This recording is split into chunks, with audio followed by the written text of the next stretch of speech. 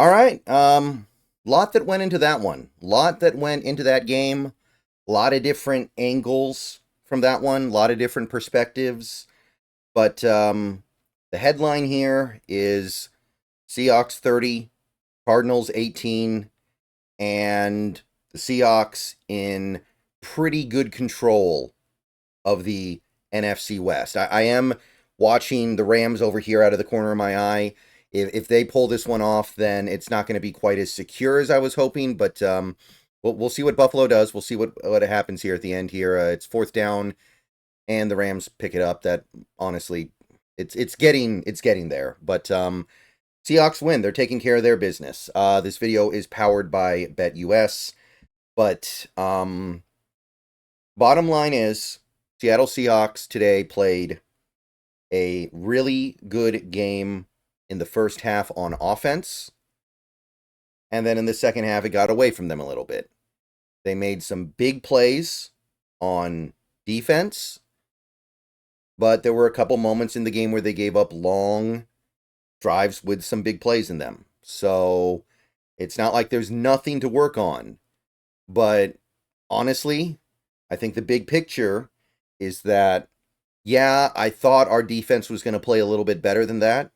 I did think the defense was going to bring a little bit more than what we saw. But I didn't think the offense had that in it. So as a trade-off, yeah, sure. I'll take that trade-off all day. I'll take that trade-off and say, hey, I needed to see a little bit more from the offense to believe that they had a real chance to make some kind of a playoff run here. I needed to see more from this offense to believe that Ryan Grubb is the right guy.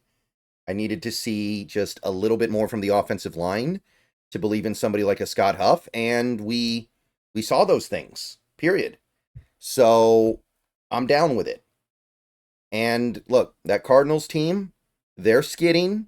They're falling apart a little bit here, but that is not a bad team.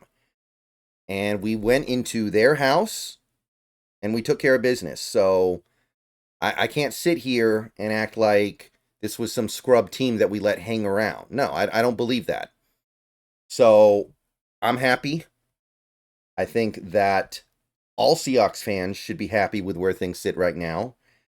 And they should also be thinking about things beyond just this one game. Because with the much improved play of the offense, especially that offensive line, this looked like a team that could maybe do more than just make the playoffs. They could actually make the playoffs and do some work. So, offensively, look, it's really easy to boil this one down, right? The offensive line played so much better than we've seen in a while. Geno Smith, no sacks, barely got pressured. Like, we are talking about a handful of plays where he got a little bit jostled, but there weren't a bunch of plays where we had a free rusher on Geno within the first half a second, and there was just nothing that he could do. We didn't see that. We saw a couple of plays where maybe he had to accelerate his mental clock a little bit, but that's football. So with that big improvement on the offensive line, we also saw a real running game without your top running back. You got a real running game this week with your backup, with your third stringer. And honestly, it's the best it's looked all season. We haven't had a game like that running the ball all year. Charbonnet, production-wise, that was better than anything we've seen from Walker this year, right? So all the optimism that you should be feeling right now starts there. Before I say anything more, though, I want to tell you about my friends over at BetUS, the best online sportsbook and casino out there. You can head on over there right now. You've still got a little bit of time to throw down some wagers on this Chargers-Chiefs Sunday Night Football game that is starting within the next hour. You can get money line, point spread, over-unders. You can do game props. You can do all kinds of fun things. And you've also got this game tomorrow night, the Bengals versus the Cowboys. Same deal. You got money line. You've got point spread. You've got totals. You can do all kinds of stuff on BetUS, different sports, basketball, hockey, whatever it is you want to do. And use promo code YouTube150 when you go there so you can get a 150% deposit bonus on your first deposit up to $2,000. and 125% deposit bonus on your next 2 deposits up to $2,000. So get over to BetUS and get to some sports betting. All right, so back to the game. I mean, Charbonnet looked good, McIntosh looked good, and people are probably going to try to read something into that.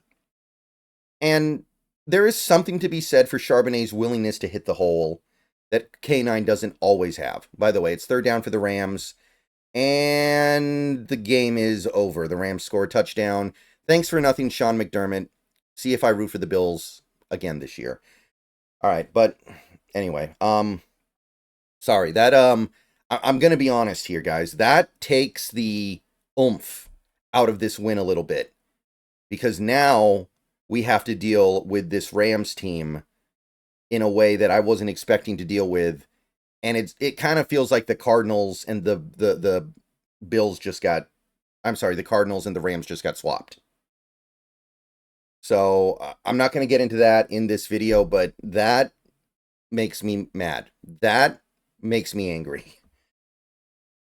As much as I can be angry in this moment, if we're being honest. Like, how angry can I be after that game where, look, it's not about Charbonnet, it's not about McIntosh, it's not about K9, it's about the offensive line doing their job, opening up holes. It's about Ryan Grubb doing something a little bit creative. We saw a little bit of creativity, like we had a couple of running plays with JSN.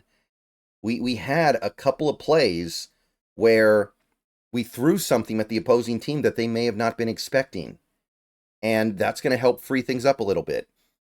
Lomia, I know he had a penalty in this game, but overall, you have to be impressed with what you see. There is a stability with Lomia that we just weren't seeing with other right guards on this team, with Bradford and Haynes. And I'm not saying that he's a great player. I'm not even saying that he's a good player, but something is working very well here. And I'm looking to write it. I'm looking to write it until it stops working at this point. And I'm somebody who is very hesitant to turn to Lomia, but the proof is in the pudding at this point. So, being able to run the ball, dream come true. Also, of course, being able to protect your quarterback, dream come true. And what does Geno do when he's protected? Plays a really nice game. Not a perfect game. There were a couple bad throws. I'm not going to pretend otherwise. And look, most of what Geno did in this game was take his checkdowns. Arizona protecting like hell against the deep pass, not wanting to get beat behind them. Geno never really had a good opportunity to push the ball down the field, and he didn't need to. Play after play after play in this game, he just looks right in front of him. There's some Seahawk wide open, 6 to 9 yards down the field. Get it to him. Let him go get some yak. We're keeping this drive alive. We're keeping things going. And you get what you get. You get 80% completion, 230 yards, and a touchdown. That's the kind of stat line you want your quarterback to have in almost all situations. That tells you that not only did he play a good, efficient game, but that the game was in good control basically the whole way. Because he never had to go Super Saiyan and throw for like 450 yards and 8 touchdowns for you to win. He just had to have a normal game. Geno got to have a normal game, and I loved seeing it. I loved seeing Geno play that normal game. It's something that he hasn't gotten to do a lot in Seattle. And if he can just live in that area for the rest of this year for this team, they're not just a playoff team. They're a team that can do some stuff in the playoffs. So, yay. So happy to say all that stuff. Now, quiet game for DK, of course. JSN had another really good one. The one time that Geno was able to kind of push the ball down the field was the touchdown to JSN. Great route. Really, really cool stuff that we're seeing over there from the young receiver. And for the most part, it was just kind of pitch and catch. It was, hey, here's Charbonnet for a quick check down. Charbonnet, by the way, almost 200 yards in this game, 2 touchdowns. Definitely a career game for him. It was just that kind of game. You're not going to be going outside all that much. You're just going to be keeping it nice and simple over the middle. And I thought Grubb did good. And, you know, I've been hard on Grubb. And I don't apologize for any of that. But Grubb was definitely better today. That second half, we had some really untimely penalties. We didn't have a lot of penalties in this game, but the penalties we had really felt like they derailed things. There were a couple of plays where I felt like we were in max protect, and the Cardinals only rushed 4, which is really, really hard to deal with as an offense. And even on a couple of those plays, Geno found a way out. He was able to check it down for a decent gain. So I'm feeling good about what I see. I know that second half things got a little bit dicey, a little bit frustrating. There were several points in this game where we were one score away from basically putting the thing on ice, and that last score didn't come. So there are definitely some things to work on, some things to improve. I'd like to see a little bit more of a commitment to running the ball in a game where the run game is working so well. Kind of felt like maybe at a certain point Grubb ran out of plays. I don't know. Maybe he kind of just got to the end of his playbook and wasn't sure what to do. But 30 points is going to win most games we play with this defense. We have a good enough defense to where if you score 30 points, you're almost always going to win. And we did it. We scored those 30 points with, admittedly, some short fields thanks to the defense. Credit where credit's due. The defense gave us one ball in the red zone, and they gave us another ball near midfield. But based on what I've seen over the first 12 games of the season, I'm just happy to have this clean pocket and this genuine run blocking that allows you to basically control the game on the ground. When was the last time we had a game where we had more rushing attempts than passing attempts? That's unbelievable that this team is capable of that. So, offense, hats off. I'm laying off Ryan Grubb for at least a week, and there's so little to criticize over there. Defense, admittedly, look, I thought they were going to shut down Arizona. They didn't. Arizona gets the ball to start the game. They mow right down the field, get a big touchdown. And if you are a Seahawks fan and you weren't a little bit concerned at that point, maybe that you had been sold a false bill of goods, I think you're lying to yourself. But they dialed it in. And Arizona did score later in the game, but that's a good enough offense to where they are going to get you sometimes. Now, they ran the ball really well, which I didn't expect at all. I really thought we were going to be able to take away the run. They were very efficient running the ball. They had to abandon it at the end of the game because we were ahead, which was great. But when they needed to run the ball, they ran the ball well. And their passing attack was, I'm not unhappy about 6.8 yards per attempt, right? 6.8 yards per. Yeah, I'll live with that. I'll take that all day. Especially when it comes with 2 turnovers that really help kind of define this game early, right? We had 2 early turnovers, 2 first quarter turnovers that helped define this game. So I'll live with a little bit of the shakiness, but there wasn't a lot of quarterback pressure in this game. Leonard Williams did not get a sack, which breaks my heart, although he did play a good game. And I'm not saying that the pass rushers played bad. I thought Derek Hall played a great game. I thought Mafe played pretty good. We got a sack from Jonathan Hankins. Don't see that every day. Rayshawn Jenkins, that might even be more rare. So it wasn't all bad, but I thought that we were going to see something more in line with what we saw in the first game. We did not. Credit to, what's the name of the Arizona offensive coordinator? Is it Drew Petzing? Drew Petzing, I think it is. Yeah. I think he did a good job. That one touchdown drive they had in the third quarter. A lot of really good play calls. A lot of really fun, creative things that we didn't have an answer for. And I think that giving them credit for that, more so than you put blame on the Seahawks defense, is fair. I think that is fair. McBride, relatively quiet until the second half of the game when things were starting to get away from Arizona. Marvin Harrison Jr. did not kill us. And that's kind of the tail of the tape here, right? There were other players that produced. Michael Wilson had a 41-yard touchdown. But those are not the guys who are going to, smack you around. Those are not the guys who are going to really get you.